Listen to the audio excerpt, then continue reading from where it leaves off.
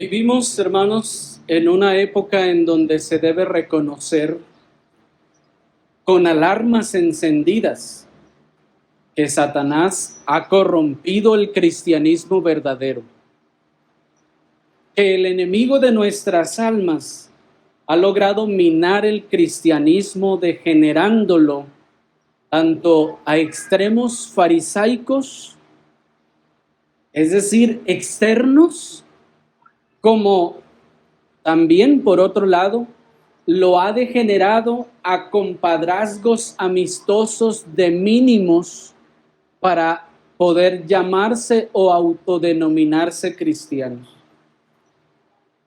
Por un lado, están muchas congregaciones en el evangelicalismo de nuestro tiempo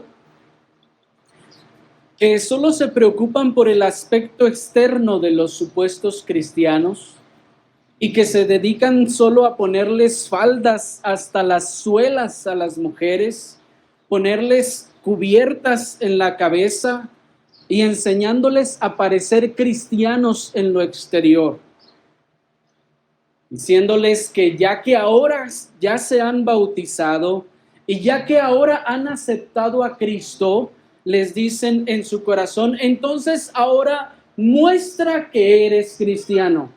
Ponte esto, quítate esto, haz así. Por otro lado, también encontramos otro sector del evangelicalismo en donde la preocupación más bien se basa en nada. O es decir, ya que dicen ser cristianos, dicen, ahora ya no tienes que preocuparte de nada más. Porque todo eso, lo que dicen en aquellos otros lugares, eso es religiosismo legalista. Dicen en estas congregaciones que ellos no tienen que obedecer porque dicen que ahora están bajo la gracia y no bajo la ley. ¿Han visto esta clase de congregaciones? Allí, en esos lugares en donde incluso consideran un asunto religioso o de religiosismo llamarse iglesia, y entonces se llaman ahora centro cristiano. Si es que todavía dice cristiano, porque en muchos de esos casos es centro de amistad fulana, en donde entonces ellos consideran que la obediencia y muchos otros aspectos de la vida cristiana no son necesarios, dicen ellos. Solamente es necesario estar bien con Cristo, que sea Él nuestro amigo, nuestro compadre, y que no necesitan nada más que eso. Y la negativa de los líderes a reconocer esta infiltración diabólica en el cristianismo de nuestro tiempo solo ocasiona que tal corrupción se asiente en las congregaciones y que aún más crezca entre los que ahora se hacen llamar cristianos. Nosotros mismos hemos de reconocer, hermanos, que la misma ala reformada del cristianismo, cuán nueva es en Latinoamérica, ya ha sido influenciada, hermanos, por el neocalvinismo, lo cual ha introducido, hermanos, un declive en el verdadero cristianismo del corazón. Eso lleva a muchos entonces a pensar que su cristianismo externo es la definición de cristianismo, o que su cristianismo de mínimos es la definición de cristianismo. Y que tal cosa es entonces, por tanto, aceptable a Dios. Y es así como les oímos clamar y decir a muchos de ellos, porque para mí el vivir es Cristo y el morir es ganancia. ¿Han oído a estas personas apropiarse de estas palabras? Acompáñenme por favor a leerlas en la epístola del apóstol Pablo a los Filipenses, en el capítulo 1, en el versículo 21. la epístola del apóstol Pablo a los Filipenses en el capítulo 1, en el versículo 21. Dice la palabra del Señor: porque para mí el vivir es Cristo y el morir es ganancia. Esta expresión, como les decía, es una frase muy común, hermanos, en lo que se llama cristianismo hoy en nuestros días. Podemos escuchar todas las alas de lo que se llama cristianismo, tomar estas palabras, apropiarse de ellas y decir: es que para mí el vivir es Cristo y el morir es ganancia. Pero, ¿será esto así? ¿Será que todo aquel que dice para mí el vivir es Cristo, eso será así? Pero más importante, ¿será que cuando usted dice para mí el vivir es Cristo, será esto así? Acompáñenme a meditar en estas palabras del apóstol, hermanos, en esta mañana. Y vamos a ver el día de hoy la primera parte de este versículo, las palabras de porque para mí el vivir es Cristo. ¿Qué significa entonces la expresión para mí el vivir es Cristo? Y vamos a abordar, hermanos, nuestro tema en el siguiente esquema. Vamos a ver primeramente el contexto del apóstol, el contexto en el que dice estas palabras. Enseguida vamos a ver lo que es el vivir en Cristo. Y por último, vamos a preguntarnos cómo sabemos si estamos viviendo en Cristo. ¿Cómo saber si para mí en realidad el vivir es Cristo? Comencemos con nuestro primer punto, el contexto del apóstol. Como les decía, hermanos, es muy común encontrar personas que fácilmente toman este versículo y se apropian estas palabras y dicen: para mí el vivir es Cristo. Y es muy fácil, hermanos, decir esto cuando nosotros estamos en nuestras casas cómodas y cuando nosotros estamos disfrutando de deleites y de comodidades, cuando todas las cosas van viento en popa. Es sencillo decir: para mí el vivir es Cristo. Pero para comenzar, hermanos, lo primero que debemos considerar en cuanto al contexto de estas palabras es que cuando el apóstol dijo estas palabras, cuando él escribió esta carta, el apóstol se encontraba en prisión a causa del evangelio.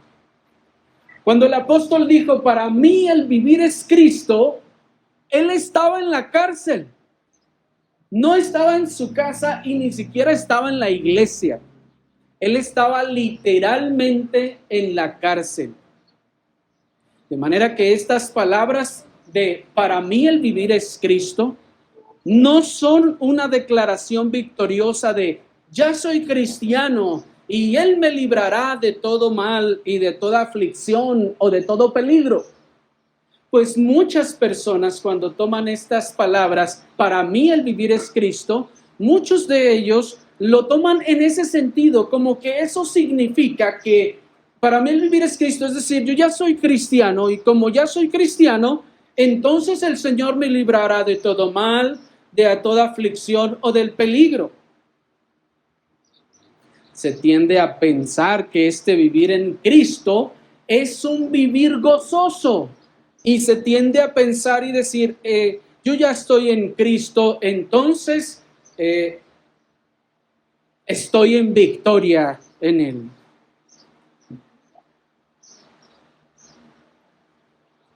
Pero miren cómo esto no es así, sino que el apóstol no solo estaba preso cuando escribió esta carta, sino que estaba aún más bajo estricta vigilancia.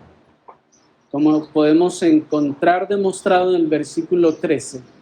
El apóstol estaba bajo estricta vigilancia cuando él estaba ahí en la prisión. No estaba en la prisión común donde estaban todos los presos, sino estaba en una parte especial que llama el pretorio, el libro de los Hechos, donde estaba bajo una vigilancia más estricta de los soldados. Y miren que el apóstol, a pesar de estar ahí en esa prisión, él no estaba llorando, él no estaba quejándose de la cárcel, no estaba escribiéndoles, hermanos, oren por mí porque las situaciones que estoy viviendo aquí en la cárcel son muy difíciles, así que ayúdenme con sus oraciones.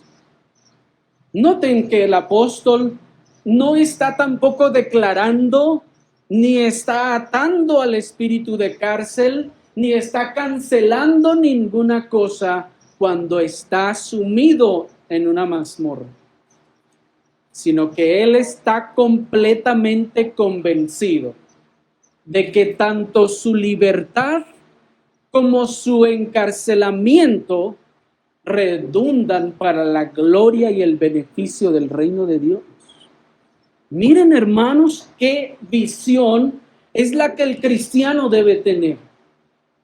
A veces nosotros nos encontramos en alguna dificultad y lo primero que queremos es salir de allí, porque nos entrenaron a pensar, vamos a ver un poquito más adelante, nos entrenaron a pensar que las aflicciones son malas y que es algo de lo que debemos de huir en cuanto se presente.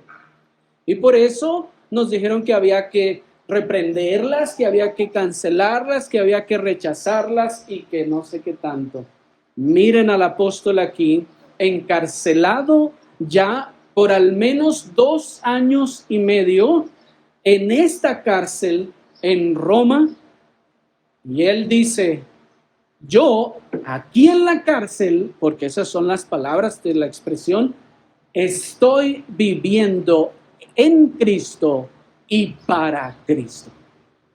Es decir, mi estadía en esta cárcel está siendo no solo bajo la voluntad de Dios, sino que está glorificando a Dios y está siendo y redundando en beneficio de la gloria de Dios. Miren el versículo 12. ¿Están ahí? Versículo 12. Filipenses 1:12. Quiero que sepáis, hermanos, que las cosas que me han sucedido han redundado más bien para el progreso del evangelio, de tal manera que mis prisiones se han hecho patentes en Cristo en todo el pretorio, ¿se fijan? Y a todos los demás. Y la mayoría de los hermanos, cobrando ánimo en el Señor con mis prisiones, se atreven mucho más a hablar sin temor. Miren las palabras del verso 12. Sepan que las cosas que me han sucedido han redundado más bien para progreso del evangelio. Oh, hermanos, esta es una visión completamente diferente de lo que hoy en día en muchas ocasiones se tiene de lo que es servir al Señor. Pensamos que para poder servir al Señor tenemos que estar en un púlpito o tenemos que estar en la mejor ventaja o en la mejor posición para alcanzar más personas. Y alguien pensaría que el estar recluido en la cárcel sería entonces un impedimento para el evangelio. Pero miren cómo Pablo está diciendo que esto es todo lo contrario. Él está diciendo, yo estoy aquí porque esto es lo que redunda en beneficio del evangelio. ¿Están siguiendo? Yo estoy aquí porque, les decía en primer lugar, el Señor me ha puesto aquí, y si Él me ha puesto aquí es porque Él ha considerado que este estado, uno, es el que debo estar, y dos, es el que más beneficia al evangelio. En otras palabras, no beneficio más al evangelio allá afuera que aquí. Miren el poder y control de Dios que puede hacer que aún las circunstancias que nos parecen más adversas o que nos parece que no pueden tener mucho alcance, para Dios no son nada. Y Él puede usarlas como Él lo ha querido hacer. Como les decía, el problema es que fuimos entrenados en un sistema epicurista, más que cristiano. ¿A qué nos referimos con sistema epicurista? Estamos hablando de esa filosofía epicúrea, de aquel filósofo antiguo llamado Epicúreo. Epicúreo era un filósofo antiguo que pensaba que la razón de vida del hombre era disfrutar y gozar de la vida. Esa es la filosofía epicurista. Estamos aquí para disfrutar.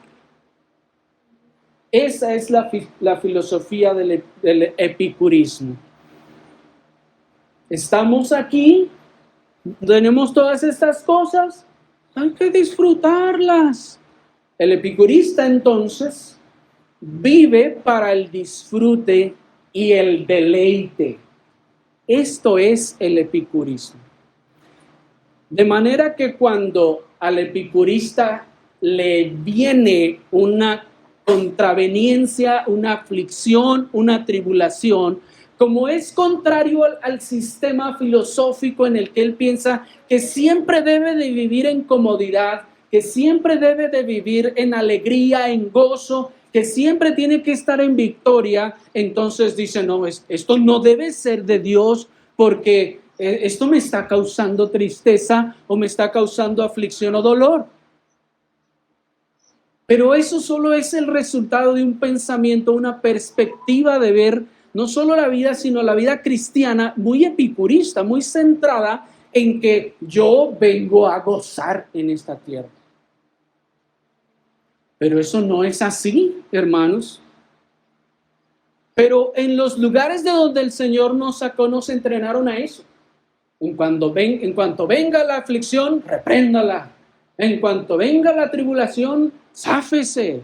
En cuanto venga la dificultad, haga, deshaga, ore, inclínese, cadena de oración, cadena de ayuno, lo que sea, con tal de salir de esto. Pero miren al apóstol. Mientras en los lugares donde el Señor nos sacó, nos enseñaron a rechazar al dolor, nos enseñaron a reprender la enfermedad, nos enseñaron a atar la pobreza y la estrechez, nos enseñaron hasta cancelar las palabras de advertencia que se considerara algún mal augurio. No era así porque a veces se decía, oiga, yo como que le veo que como que le está pegando tal enfermedad, cancelo sus palabras. ¿No les enseñaron a ustedes a hacer eso? En los lugares donde el Señor los sacó. Es decir, pretendiendo que solo con eso se va a evitar, pero noten el principio que está detrás. Yo no quiero pasar por allí. Yo no quiero estar enfermo. No, eso es malo estar enfermo. Así nos enseñaron. Sin embargo, hermanos, la enseñanza de la Escritura no es así. Miren al apóstol en medio de una de las providencias más aflictivas y más grandes que pudiéramos vivir. Yo espero que ninguno de ustedes haya estado en la cárcel como preso, digo, pero imagínenlo, que terminaran ustedes en la cárcel. Sería una situación muy lamentable, ¿no les parece? Una de las aflicciones tal vez más grandes que pudiéramos experimentar. Pero miren al apóstol, está en la cárcel y está en lo más recóndito de la cárcel, digámoslo así.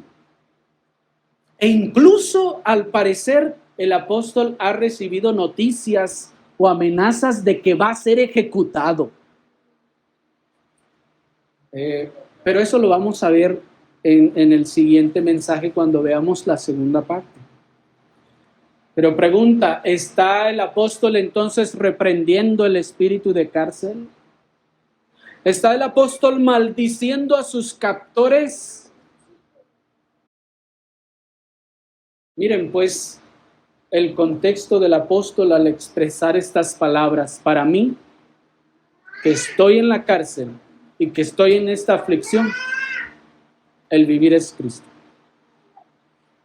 Para mí, el vivir es Cristo. Es como si él estuviera diciendo, estoy en la cárcel, estoy en gran estrechez económica, no tengo comodidades, estoy en una mazmorra y hay rumores de que me quieren matar. Pero para mí, el estar aquí es estar viviendo para Cristo. Para mí el estar en esta situación, en esta aflicción o en esta enfermedad es estar viviendo para Cristo, y el morir es ganancia. Es como si él dijera, estoy en la dificultad, estoy en gran estrechez económica, no tengo comodidades, estoy en una mazmorra, pero para mí el vivir así no es lo primordial, sino el vivir todo esto en y para Cristo. ¿Me están siguiendo? No significa entonces que esto sea una apología para la desgracia o la aflicción. No, sino que en el lugar en donde la providencia nos coloca, ahí es donde se haya de vivir para Cristo. Y que si la providencia por ahora a usted le ha mantenido en un lugar tranquilo y cómodo, usted dará gracias al Señor, pero en el momento en el que le sea quitado, usted también dará gracias al Señor. Y dirá, yo no vivía para esto. Yo vivía para Cristo. Voy a vivir para Cristo aquí o allá, en esa situación o en aquella otra. Eso solo son como cosas que me puedo quitar, que me pongo o que me quitan. Veamos entonces, en segundo lugar, qué es vivir para Cristo o en Cristo. Muchos de nosotros, hermanos, no estamos conscientes de que las circunstancias en las que nos ha puesto el Señor son las que Él ha querido que estemos, porque así y ahí quiere que le glorifiquemos. A veces nos llega la noticia de que tienes ya diabetes y se va para abajo y a veces ya hasta ni le vemos en la iglesia. ¿Por qué? Porque parece que no hemos comprendido claramente que la situación nuestra, personal y familiar en la que nos encontramos, y aún incluso nacional, hermanos. Si se devalúa el peso y terminamos en la ruina todos, que el Señor ha querido. El Señor ha considerado entonces en ese sentido que nosotros le vamos a glorificar más o le vamos a honrar más en esta condición que en la anterior. ¿Me están siguiendo? Es decir, que Él nos ha puesto en donde nos ha puesto porque Él quiere que estemos así, porque ahí es donde le vamos a glorificar. Y aquí quiero hacer un paréntesis. Con esto no estoy hablando de circunstancias o decisiones pecaminosas, sino de aquellas circunstancias en las que por obedecer al Señor termino involucrado. Porque nadie piense, es que el pastor dijo entonces que pues yo ya que el Señor me puso aquí en este trabajo de maleante, entonces pues ya el Señor me quiere aquí. No, hermanos, por favor, no estamos hablando de situaciones pecaminosas. Si usted trabaja para la cervecería, usted tiene que renunciar a su trabajo y tiene que buscarse un trabajo donde honre y glorifique al Señor. ¿Me explico? Si son trabajos pecaminosos, si son condiciones pecaminosas, no estamos hablando de eso.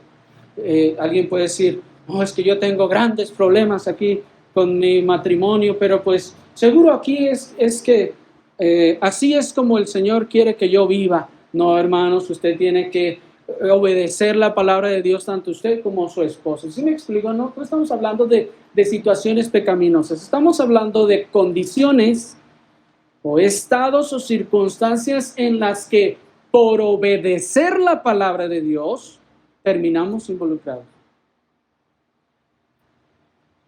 Los creyentes en el primer siglo, por ejemplo, por cierto, esperamos que todos ustedes estén escuchando la serie de Apocalipsis que hemos estado dando. Ahí explicábamos cómo la doctrina de Jezabel está relacionada precisamente con algo parecido a esto.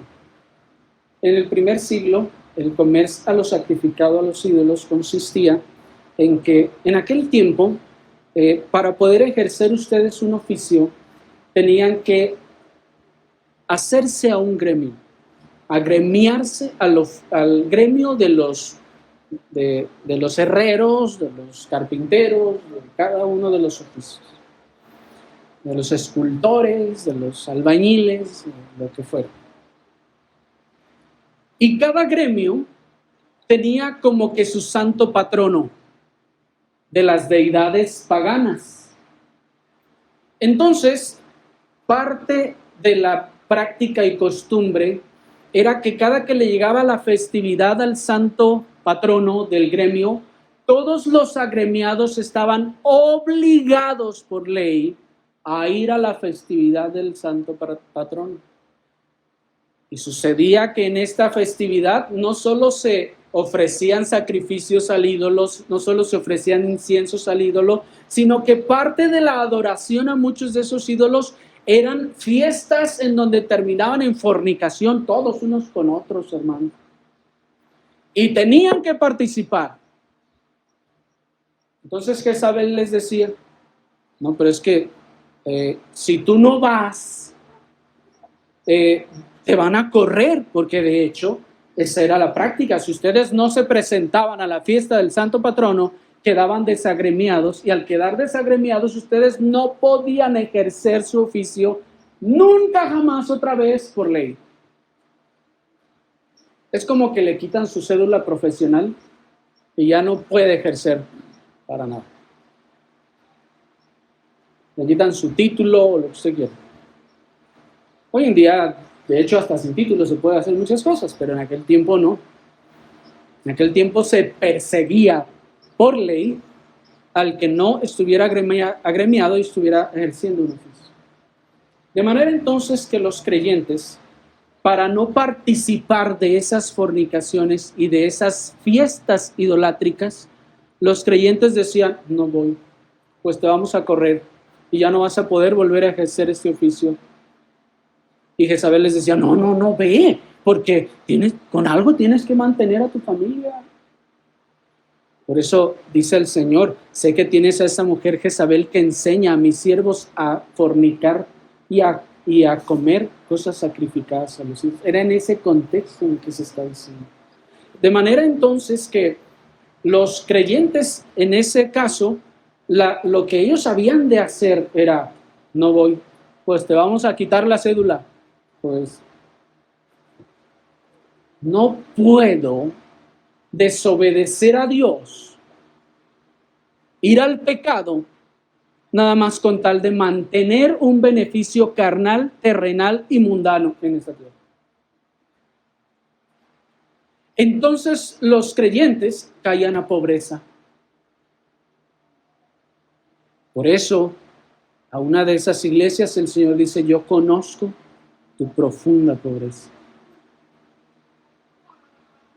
Todo esto es un gran paréntesis para decir que es a eso a lo que me refiero.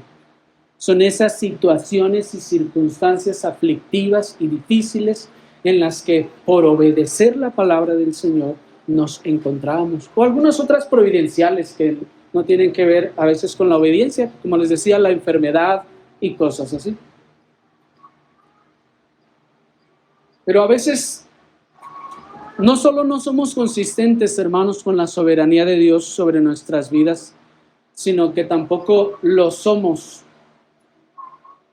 de cuál es el propósito por el que fuimos creados y por el que fuimos salvados.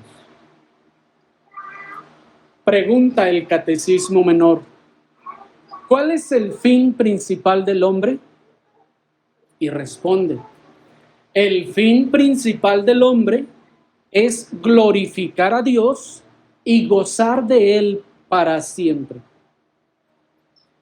De manera que el hombre, no como cristiano, el hombre, como ser humano, puede tener otros fines o propósitos en esta tierra, pero ninguno de ellos ni está al lado ni por encima del objetivo y propósito de vivir para la gloria de Dios. Es sencillo, ¿no? Ustedes pueden tener todos los propósitos que ustedes quieran, pero ninguno de ellos debe ni puede estar a la par de vivir para la gloria de Dios y mucho menos más arriba. De hecho, el primer mandamiento, cuando nos manda y dice: no tendrás dioses ajenos delante de mí, nos está arrojando una imagen, una idea. Dios está aquí y Él dice: nunca se te ocurra poner a nadie a mi altura. Ahí es donde comienza la idolatría. Allí comienza la idolatría. Cuando algo o alguien se pone en competencia con Dios, o en este sentido, con el propósito y fin principal del hombre, que es glorificar a Dios. Esto lo hemos ejemplificado de la siguiente manera. El hombre incrédulo es antropocentrista, es decir, centrado en sí mismo, centrado en el hombre. El hombre está en el centro de sus afectos y de sus necesidades. Él está en el centro de sus propósitos, de sus metas y de sus planes. Yo soy el centro de mi vida y mi comodidad y mi felicidad es lo más importante. Y alrededor de él giran el resto de las cosas. Alrededor gira su trabajo como una de las cosas importantes en su vida. Alrededor está su familia como otra de las cosas importantes de la vida. Su comodidad. Alrededor de él gira también la iglesia como otra de las cosas importantes, entre comillas, de su vida. Alrededor de él gira también su diversión y todo lo que le gusta hacer. En términos muy básicos, les voy a decir lo que es vivir para Cristo. Que Cristo y su esposa, la iglesia, están en el centro y el resto de las cosas giran alrededor de ellos. ¿Me siguieron? ¿Qué es vivir para Cristo? ¿Qué es Cristo y su esposa? Lo que está en el centro. Y todo lo demás es secundario. Eso es lo que nos dice el catecismo cuando dice: ¿cuál es el fin principal del hombre? ¿Qué es lo más importante que tiene el hombre para vivir en esta vida? Ahí está la respuesta a todos los filósofos existencialistas. ¿Para qué estamos aquí? Para glorificar a Dios. ¿Me explico? De hecho, ustedes van a comenzar a ver con la ayuda del Señor qué es glorificar a Dios. Y se van a dar cuenta de que no teníamos idea de lo que es eso.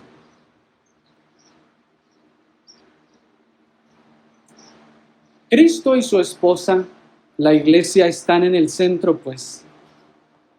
Y todo el resto de las cosas colaboran para beneficiar esta causa. En el sistema de vida antropocentrista, todas las cosas giran para beneficiarme a mí, que soy el centro. ¿Por qué trabajo? Para beneficiarme a mí, para tener más comodidades. ¿Por qué hago esta otra cosa? Para beneficiarme a mí, porque me agrada, porque me divierte. ¿Por qué hago esta otra cosa? Para descansar, porque es bueno. Y a veces, ¿por qué voy a la iglesia? Pues porque es bueno, nos ayuda, nos trae paz. ¿Están siguiendo? En cambio, el que para mí el vivir sea Cristo, es que Cristo es el centro, el propósito de mi vida. Y todo lo demás coopera para beneficio de Él. Mi trabajo también. Mis pasatiempos también. Mi pasatiempo también. ¿Sí? ¿Están dando cuenta entonces de lo que es ser cristiano entonces? Es entonces indispensable ahora deshacernos de esa corriente de pensamiento antibíblica que domina en el evangelicalismo de nuestro tiempo, de que Dios está separado de su iglesia. De hecho, no se nos dice con esas palabras, pero la corriente de pensamiento nos dirige hacia concluir el hecho de que Dios esté separado de su esposa. Se nos enseña un Dios divorciado de su esposa, que Él vive allá en aquella casa y la esposa vive en la otra. ¿Cómo es eso? Que muchas personas, entonces, en base a ese pensamiento, llegan a conclusiones de pensar que yo puedo estar bien con Dios sin necesidad de estar bien con la iglesia. Hay mucha gente que piensa eso. No, yo y Dios. Oye, pero la iglesia, no, yo y Dios, con eso es suficiente.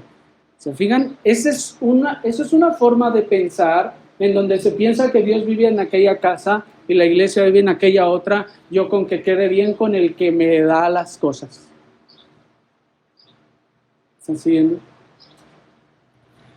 Así entonces, se llegan a pensamientos e incluso de pensar que yo puedo estar bien con Dios sin necesidad de estar en una iglesia. Sin embargo, ¿está Cristo divorciado de su esposa? ¿Vive Cristo aparte de su esposa? Aún más, la familia de Cristo, la familia en Cristo que es la iglesia, entonces vive separada. Unos se fueron con papá y otros se fueron con mamá. Qué cosa tan tremenda, ¿no les parece? Porque el vivir en Cristo significa que mi único gran propósito en la vida es glorificar a Cristo. Y esto no está desconectado de su iglesia. ¿Cómo entonces yo puedo decir o demostrar que estoy viviendo en Cristo y para Cristo? Es que estoy conectado con su iglesia. Porque eso de estar yo por allá aislado y decir, no, yo vivo para Cristo, no sé ni dónde haya una iglesia, pero yo vivo para Cristo, yo no soy de eso de iglesias. Hermanos, eso es un pensamiento totalmente antibíblico. Que para mí el vivir sea Cristo significa que Cristo y su iglesia son la prioridad de mi vida. Que para mí el vivir sea Cristo significa que Cristo y su iglesia están por encima de todas las cosas, aún por encima de aquello a lo que me dedico. Eso es ser cristiano. Que para mí el vivir sea Cristo significa que si algo compite con Cristo y con su iglesia, Cristo y su iglesia tienen la prioridad. Cristo y su iglesia ganarán siempre. Cristo y su iglesia permanecerán en la cima y todo lo demás rodará cuesta abajo hasta perderse en el fango del mundo.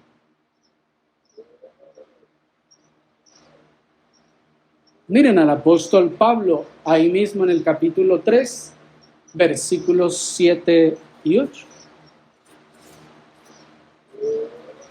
Pero cuantas cosas eran para mí ganancia, las he estimado como pérdida por amor de Cristo. Y ciertamente aún estimo todas las cosas como pérdida por la excelencia del conocimiento de Cristo Jesús, mi Señor, por amor del cual lo he perdido todo y lo tengo por basura para ganar a Cristo. ¿Se fijan? Y antes de traer algunas aplicaciones, les pregunto, el apóstol dice, aún ciertamente aún estimo todas las cosas perdidas por la excelencia del conocimiento de Cristo Jesús, mi Señor. Pregunta, ¿dónde se adquiere ese conocimiento de Cristo? ¿Allá solo? En la iglesia. A través del ministerio de la predicación de la palabra de Dios en la iglesia. De manera que para mí el vivir sea Cristo significa, en primer lugar, que si mis propósitos no se ajustan a la voluntad de Dios, son mis propósitos los que se rinden, no la voluntad de Dios. Si mis objetivos, si mis propósitos no se ajustan a la voluntad de Dios, son ellos los que se van. Que para mí el vivir sea Cristo significa que si mis planes se apartan de Dios y de la iglesia, son mis planes los que deben cambiar. Porque para mí, el vivir ya no es para mí, ya no es para mis planes, ya no es para alcanzar mis metas y mis propósitos, sino para vivir, para honrar y glorificar a Cristo. Que para mí el vivir sea Cristo significa que si mis pasatiempos y placeres colisionan con las santas convocaciones de la iglesia, son mis pasatiempos y placeres los que deben ser abandonados y no la iglesia. ¿Cuántas personas dicen, no, es que sí, ya sé que va a haber reunión, pero es que es el día que hay, es la kermés de tal, no sé qué cosas a veces se nos atraviesan?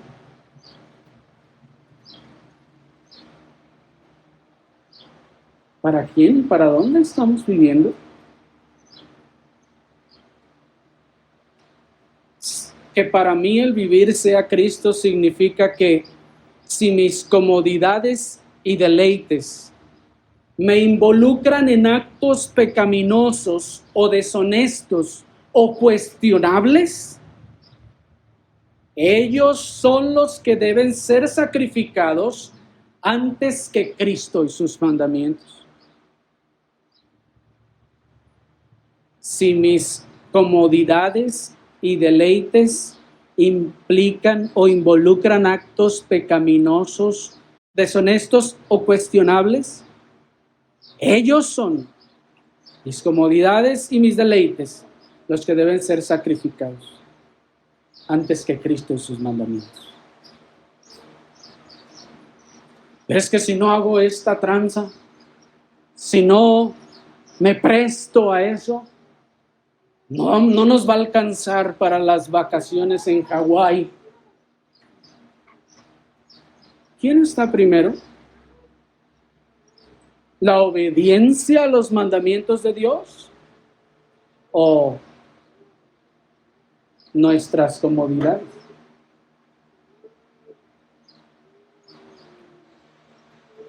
Si mis negocios u ocupaciones me impiden dedicar el tiempo necesario a mi devocional personal, familiar o eclesiástico, ¿qué piensan ustedes que tiene prioridad? ¿Mis ganancias o mi devoción?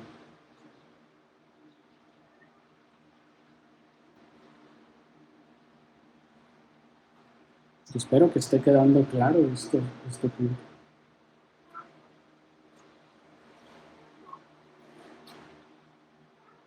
Que para mí el vivirse a Cristo significa que si mi trabajo me impide vivir para la gloria de Cristo, ¿qué consideran que es más importante?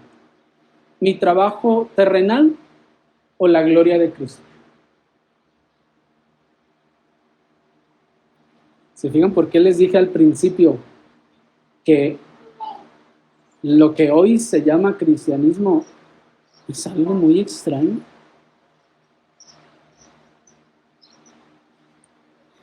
Y trayendo esta pregunta a terrenos más prácticos, ¿qué consideran que es más importante?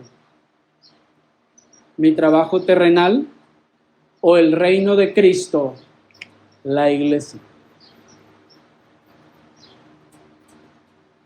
En ese sentido, que para mí el vivirse a Cristo significa que yo no trabajo para enriquecerme. Significa que yo no trabajo para hacer una gran fortuna o vivir con todas las comodidades posibles en esta tierra, sino que yo trabajo para obtener el alimento para mí y mi familia, alimento que nos fortalecerá para obedecer y servir a la gloria de Cristo. ¿Cómo? A través de la iglesia. Dice en ese sentido el ministro puritano David Clarkson, cito: todas las cosas puestas juntas que los hombres naturales, que los más juiciosos de ellos valoran y más valoran, puestas en la balanza con Cristo, son entonces vanidad y luego percibidas como más ligero que la vanidad. Sigue diciendo: donde sea que el corazón estaba puesto antes, lo abandona, lo sacude y se vuelve a Cristo. Y se adhiere a Él con indecible complacencia y contentamiento. ¿Admiró él las riquezas antes, o pompa y grandeza, u honor y autoridad, o aspectos naturales como una memoria fuerte o un buen juicio, un ingenio ágil o una mente aguda, honestidad moral o alcanzar sus propias metas? Sí, pero cuando Cristo aparece, Él, o sea, Cristo, tiene la preeminencia.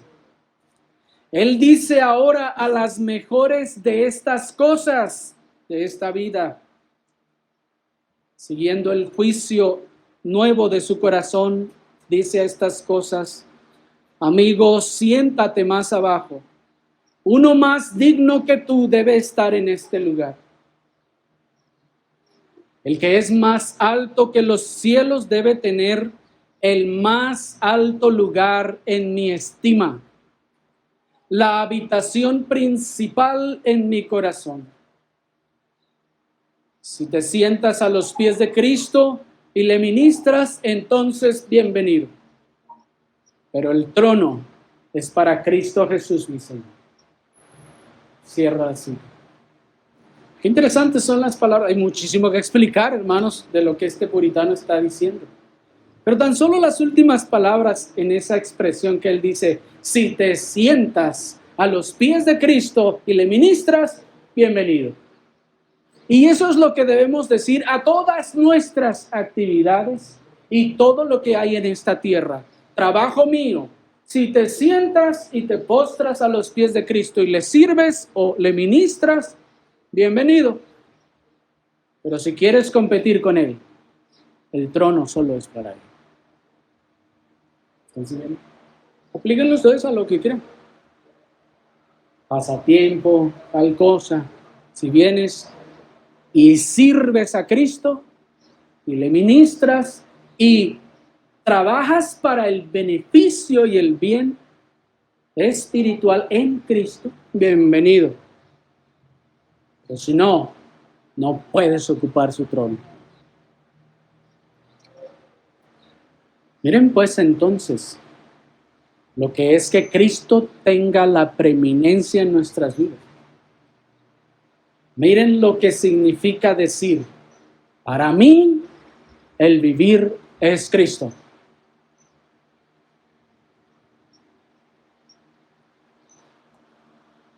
Por último, hermanos, y más brevemente, paso a mi tercer y último punto, que es: ¿cómo saber si para mí el vivir es Cristo?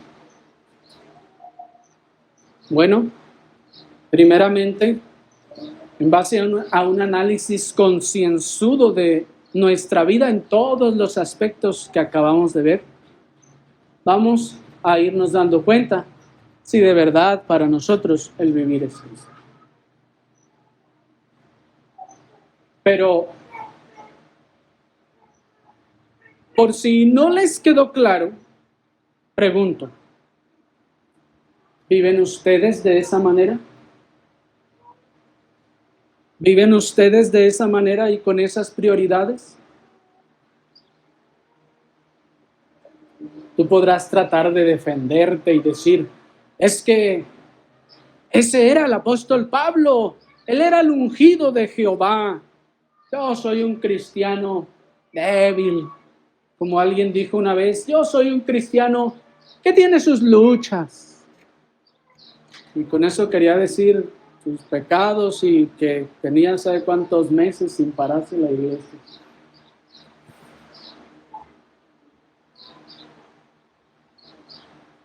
No dijo el apóstol Pablo: sed imitadores de mí, así como yo de Cristo. ¿No dijo eso? Claro que lo dijo. En su casa busquen 1 Corintios 11:1. ¿Acaso el conocimiento de Cristo por medio de la Escritura no es para todos los creyentes igual?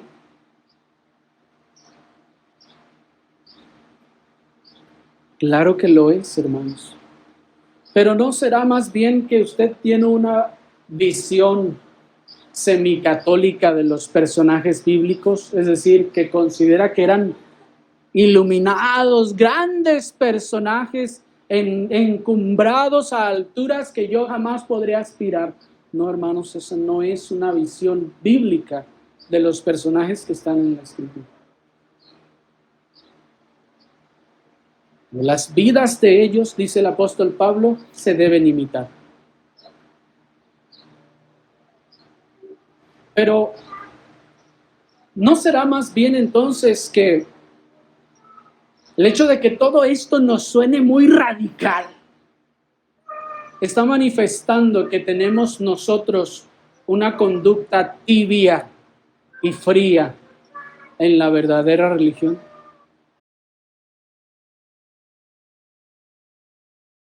¿No será que en realidad no hemos visto a Cristo? Que no ha aparecido tan glorioso y majestuoso ante nuestra vista y que por eso nos parecen exageradas todas estas afirmaciones?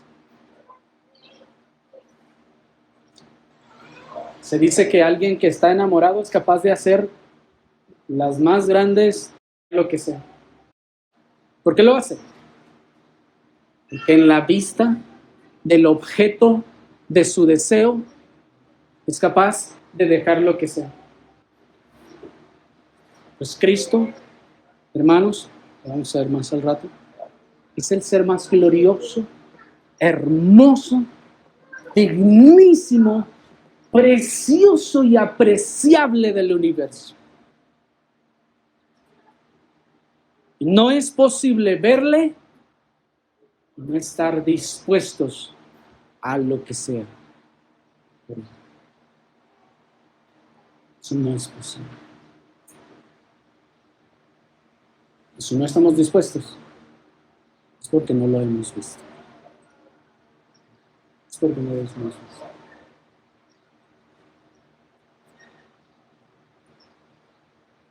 Dice el apóstol Pablo también en 2 Corintios 5:15, yo se los leo. Y por todos murió, para que los que viven ya no vivan para sí, sino para aquel que murió y resucitó por él. ¿Qué más mandamiento que este? ¿Para qué nos salvó? Para que vivamos para él. Pregúntate entonces, ¿cuáles son tus sueños más anhelados? ¿Cuáles son tus metas y propósitos principales en la vida? Si estos se encuentran en las cosas de esta tierra, si esos propósitos y esos sueños se encuentran solo en las cosas de esta tierra, en comodidad, en holgura terrenal, en logros, en éxitos profesionales, en fama, en honra, en prestigio del mundo, para ti el vivir no es Cristo. Es una realidad. Pregúntate, ¿qué ocupa tu mente y tus pensamientos generalmente entre semana? Sabemos que en el día del Señor, desde que amanece, nuestros pensamientos están en el Señor hasta que nos vamos a la cama a dormir. Por eso, niños, en el día del Señor no estamos platicando de las películas, de las caricaturas, de los videojuegos, y el día del Señor no es para ponerse a jugar. El día del Señor no es el día para jugar o para ver televisión. El día del Señor es para dedicarlo al Señor. Aún también ustedes, niños, porque el mandamiento es para todos.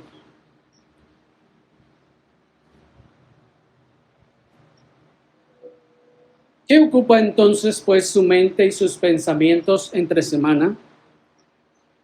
Pues ahí está su corazón. ¿Cuáles son sus pasatiempos? ¿En qué invierten su tiempo libre? Ahí está su corazón. ¿Tienen sus devocionales diariamente en casa con su familia? ¿O invierten su tiempo mejor en otras cosas? ¿O serán acaso de los que ya les parece demasiado tiempo el que pasan el domingo en la iglesia, que quieren correr a sus casas cuanto antes para dejar de dedicar el día al Señor cuanto antes?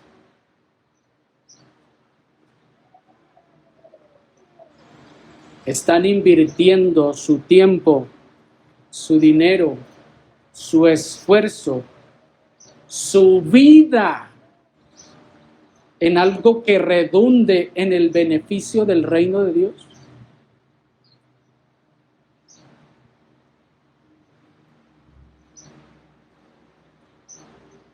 ¿A quién le ofrendan ustedes sus dones, sus talentos, las habilidades que Dios le dio?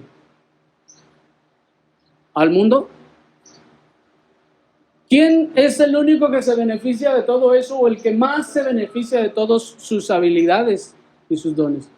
¿El mundo? ¿Su patrón?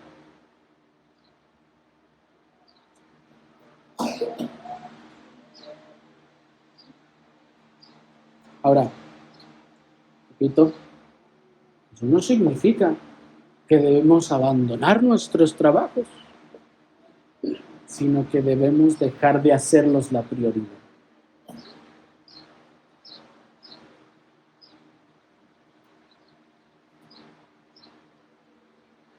Enseguida vamos a ver lo que es que el morir sea ganancia. Oremos entonces al Señor.